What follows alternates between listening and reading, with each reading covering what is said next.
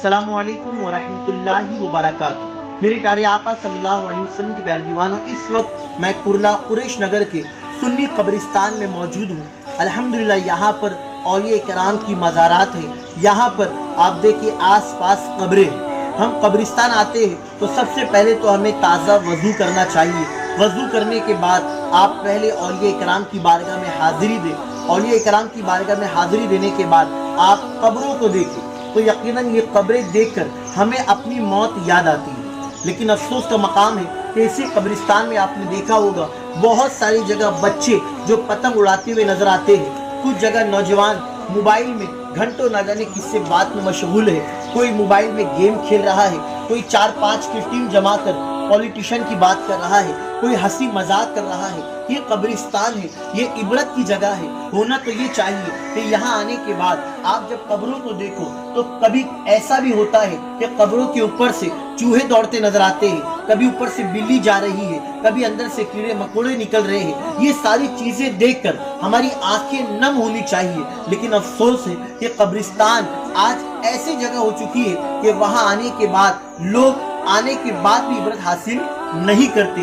میرے پیارے آقا صلی اللہ علیہ وسلم کے پیارے دیوانوں، یاد رہے کہ قبرستان آئے تو قبروں پر آپ کا پیر ہرگز نہ پڑے، ورنہ بہت سے لوگ آگے تک پہنچنے کے لیے چپل بھی پہن کر اوپر تک چل جاتے ہیں اور پھر قبروں کے اوپر پیر رکھتے تو یہ گناہ ہے، اس سے مردے کو تکلیف ہوتی ہے۔ اسی طرح جب آپ قبرستان آئے تو بہت سارے لوگ جو قرآن شریف جو خستہ حالت میں ہوتا ہے یا پھر کوئی اسلامی کتاب ہوتی ہے اسے ٹھنڈا کرتے ہیں، تو اسے ٹھنڈا کرنے کے لیے وہ ایسی جگہ بس لا کے رکھ دیتے ہیں جہاں پر بے ادبی ہوتی ہے، اس کی توہین ہوتی ہے۔ تو یاد رہے کہ جہاں پر ایک گھر بنا دیا گیا کہ وہاں پر ہی وہ ساری چیزیں ٹھنڈی کرنی ہے تو آپ وہ چیزیں وہیں پر رکھیں، یہاں وہاں لا کر ہرگز نہ رکھیں۔ قبرستان آئے مردوں کو اس طرح سلام کریں، السلام علیکم یا اہل القبور یغفر اللہ لنا ولکم وانتم سلفنا ونحن بالاثر، یعنی اے قبر والو تم پر سلامتی ہو، تم پر رحمت ہو، تم ہم سے پہلے چلے گئے اور ہم تمہارے بعد آئیں گے، اللہ تمہاری اور ہماری بخشش و مغفرت فرمائے۔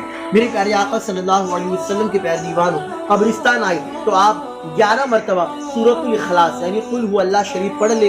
مولا علی شیر خدا سے روایت ہے، میرے آقا علیہ السلام فرماتے ہیں بندہ قبرستان میں 11 مرتبہ سورہ اخلاص پڑھے اور پھر دعا کرے کہ اللہ اس کا ثواب تمام قبر والوں کو عطا فرما، تو ہر قبر میں اللہ تعالیٰ ایک نور پیدا فرمائے گا اور اس کا ثواب صرف قبر والے ہی کو نہیں بلکہ پڑھنے والے کو بھی تمام قبر کی تعداد کے برابر نیکیاں عطا فرمائے گا، یعنی جتنے مردوں کو اس نے ایصال کیا ہے ان کی تعداد کے برابر پڑھنے والے کو بھی ثواب ملے گا اور اللہ ہر قبر میں بھی نور عطا فرمائے گا، ہر قبر میں بھی اللہ اس کا اجر عطا فرمائے گا۔ افسوس کا مقام ہے کہ آج بہت سے لوگ قبرستان میں آ کر چیلم، گانجا، افیم نہ جانے کن کن چیزوں کا استعمال کرتے ہیں، حالانکہ قبرستان ان ساری چیزوں کی جگہ نہیں ہے۔ قبرستان کوئی گارڈن نہیں ہے جہاں بچے آ کر کھیلے، جہاں نوجوان آ کے ٹائم پاس کرے، نہیں، بلکہ قبرستان تو عبرت کی جگہ ہے۔ قبرستان تو یہ وہ جگہ ہے جہاں ایک دن سب کو آنا ہے۔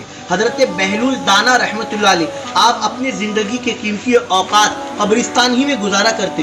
کسی نے پوچھا کہ آپ قبرستان ہی میں اکثر رہتے ہیں، ایسا کیوں؟ آپ فرماتے اس کی وجہ یہ ہے کہ جب میں ان کے درمیان آتا ہوں تو یہ لوگ مجھے ستاتے نہیں، یہ لوگ چپ رہتے، اور اگر میں ان کے پاس سے چلا جاؤں تو یہ میری غیبت بھی نہیں کرتے۔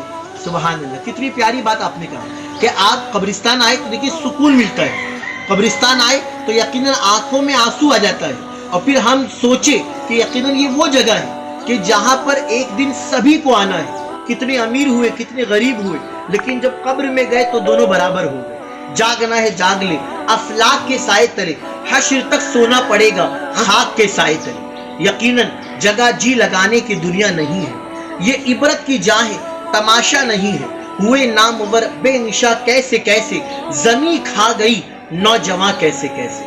اللہ تعالی ہم سب کو عمل کی توفیق عطا فرمائے۔